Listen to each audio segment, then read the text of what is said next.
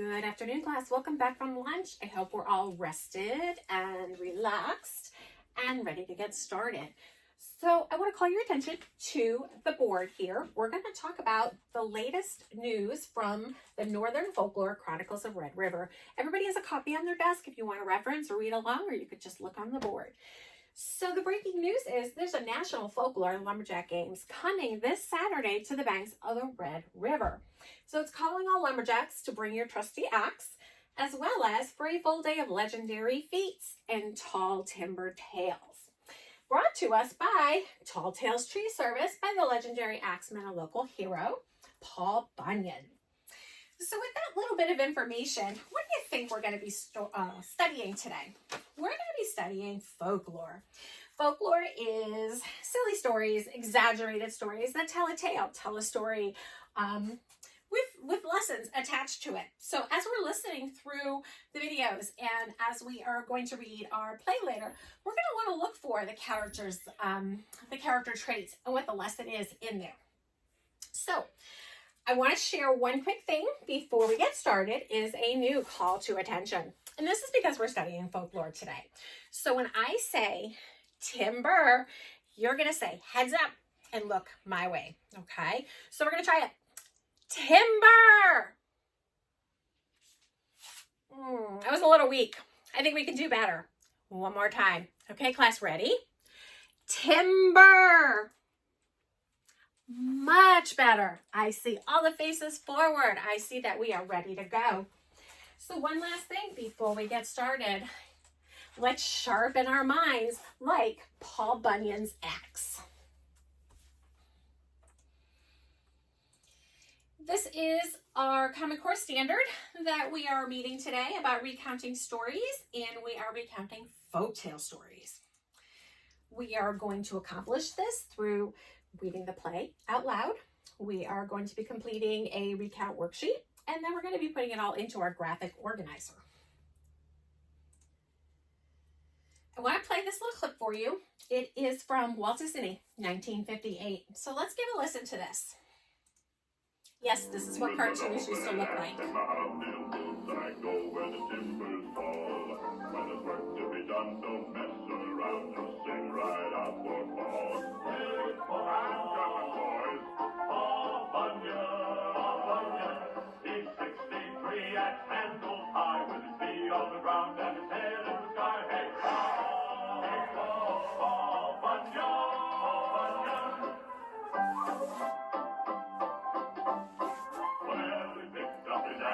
Chopped a tree clean down with his forward swing.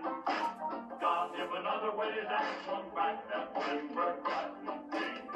He kept on chopping the livelong day, and then when it was night, he walked back over the stumps he cut and stomped them out of sight. Thanks, Paul. Paul Bunyan. So that was from 1958. Yes, that is actually older than me, believe it or not. That's enough on that subject. We're going to move on here. So there is another story that I'm going to share with you. It is this story of Paul Bunyan, and we are going to play it. I want you to listen for the key things about the difference in stories. I want you to listen for the exaggerations. I want you to listen for who the main characters are, what they're doing, what are the lessons, what are the morals, what are the character traits that we are going to want to discuss after the story.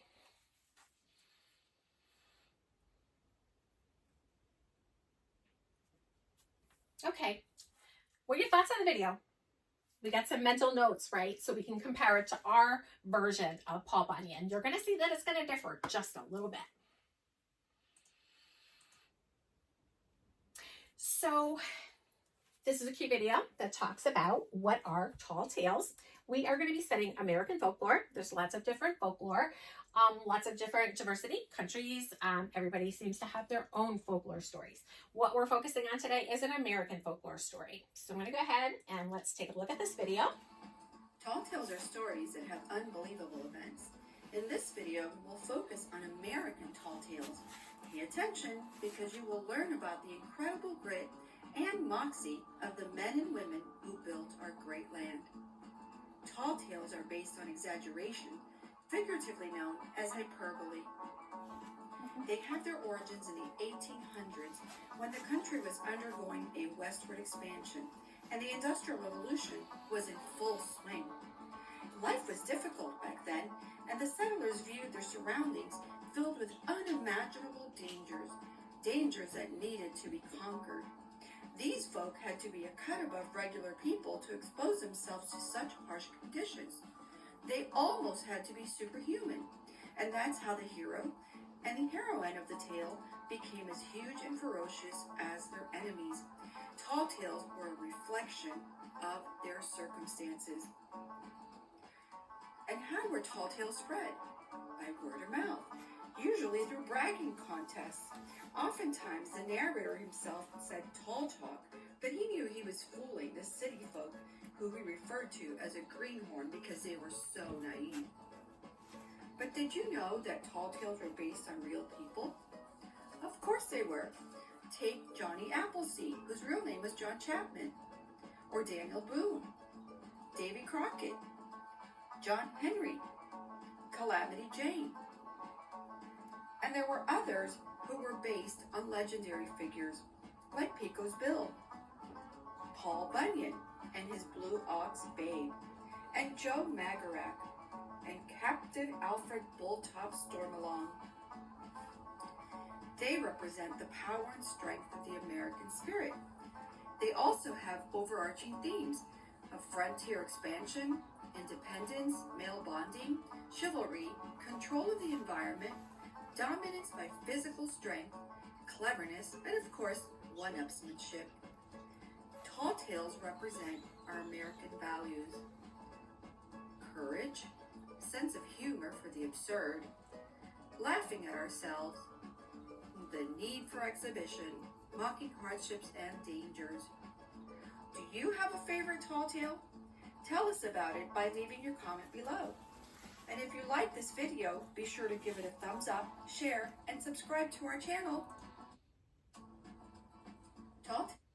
Okay, so what is a tall tale? What have we gathered over the couple videos that we watched this morning or this afternoon? So, rooted in general human experience, but they exaggerate it quite a bit. Covers a range of beliefs. There is a lot of diversity in folklore, and we will see that diverse cultures, China, India, Britain, Japan, Africa, many, many more cultures have different, and we're going to touch on a couple of those later on in the lesson.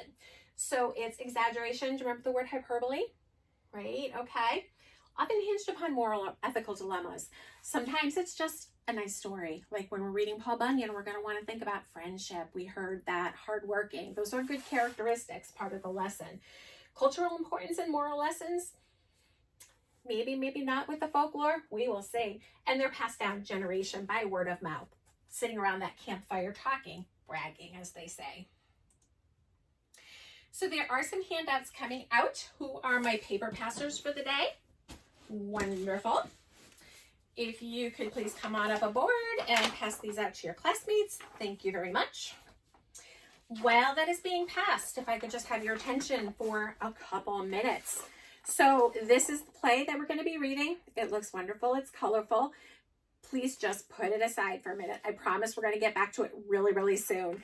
This is the one I want you to take a look at. It's called the 5 W's. It's Planning My Recount.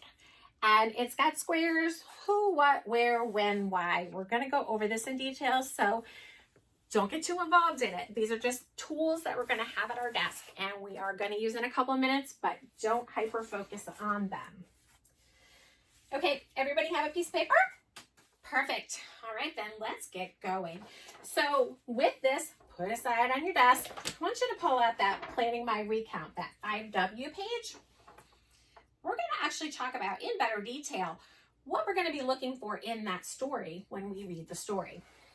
These are the 5 pillars of recount writing. So right here in there, you're going to reference who, right? So the who is, who are the main characters? And the what, which is the next blank, what occurred. So that could be the problem, the issue, the story, the main storyline, the main plot. When, which is the next down here, in what sequence. So you're going to want to remember in the story what happened first, what happened second, what happened third. Where is where did the setting happen? Could be in multiple places. So as we've learned with Paul Bunyan, he started in Maine and he went all the way to the West Coast. So we could say he went through every single state, but I think let's listen for the states that he went into, and let's listen for the things that he created by his tall tales and his adventures. And why? Why did it happen? So sometimes with folklore, there's not a real answer to why, right? It could be entertainment value. Sometimes when we get into fables and they have the moral to the story. We're going to learn more about that. Okay, as promised, please pick up your play, Paul Bunyan. And we're not going to get too far ahead of ourselves, right? We're going to read page by page. These are the characters, and you will see on the second page of your play, all the characters have been assigned. So everybody has a reading part. If for some reason your neighbor at your desk is not there because they stepped out to get a drink of water or whatever, go ahead, just jump right in and read their part for them so we can keep this moving. Does anybody have any questions on what we're doing? Cool.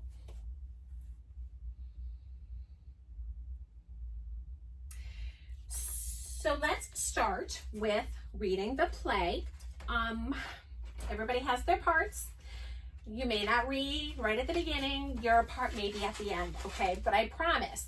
And when your part's done and the next part takes over, let's use our ears and listen and be kind. Let's show kindness and respect to all of our friends here.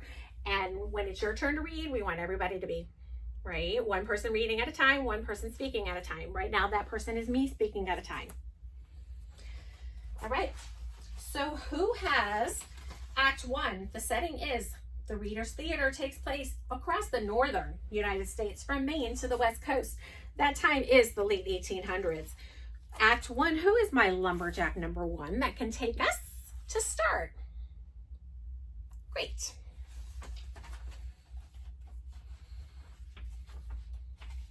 Okay, everybody, great reading. So how do you feel about that? It's kind of fun, right? There's lots of different versions.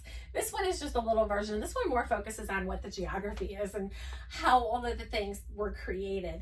But there's other ones like how he's growing up and how he loves pancakes and things like that.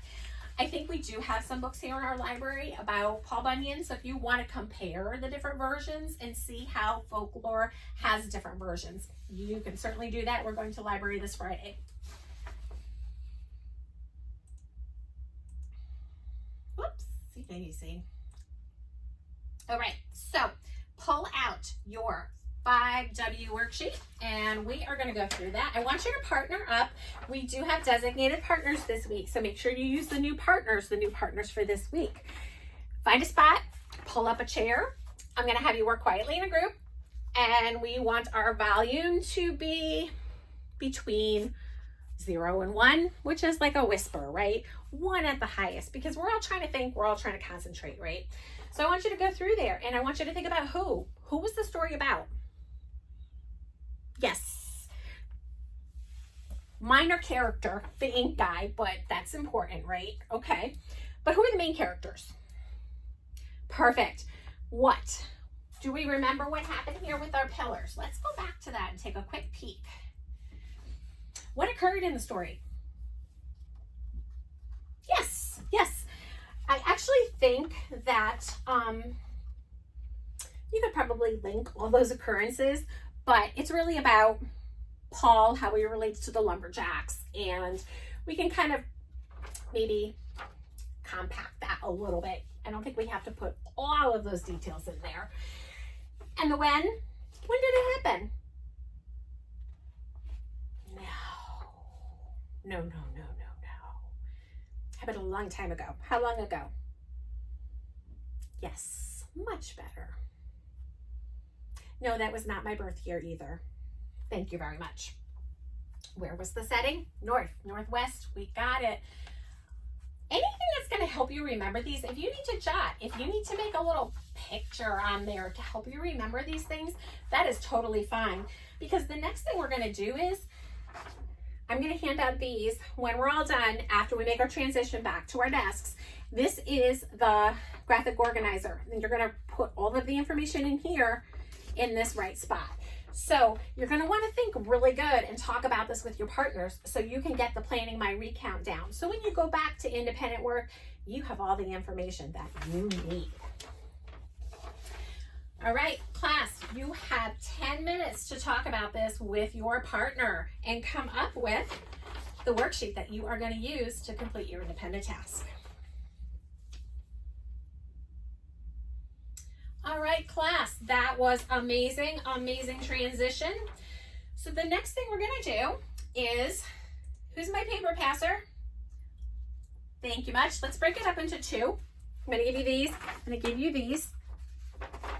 When you get this, class, this is something we're working on by yourselves. Independent work means zero volume. No looking at the papers. No, we don't need those test things. This is not like a standardized test where we have to put up our cubbies. This is just work for you. So we're going to think about how this process is, how the recount is, and we'll talk about it after everybody passes their stuff in. All right. So I want to let you know early finishers can have this worksheet that is a folktale worksheet, and it's creating your own folktale or independent reading.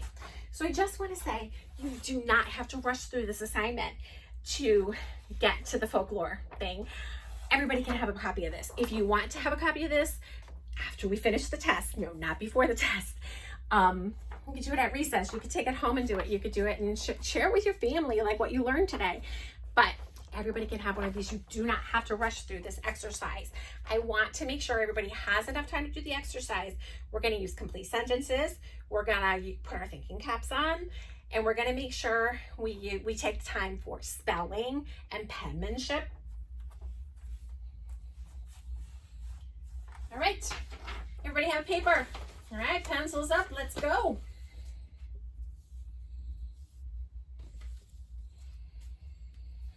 All right, class, good work. Let's pass those in. I'm gonna do a quick wrap up here.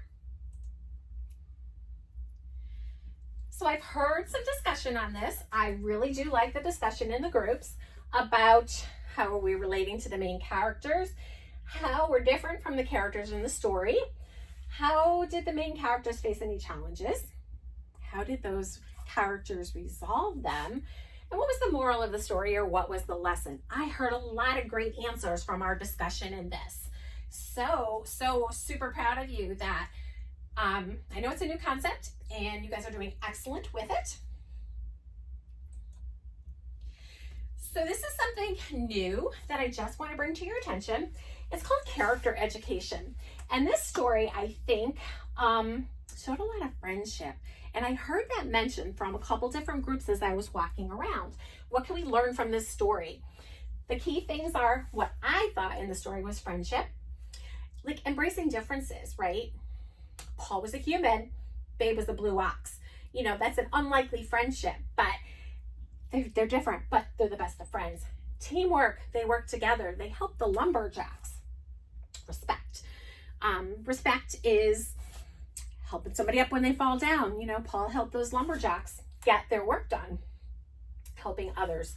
So it says a lot about what we learn in our school when we repeat the pledge in the morning, the school pledge. So in closing this lesson, I just want to call everybody's attention to probably one of the best days of the year is National Paul Bunyan Day. It is held on June 28th every year. And the best way to celebrate it is make some big old pancakes, big giant stack of pancakes with lots of syrup and butter. And think about Paul Bunyan when you're eating them. Good job today, class.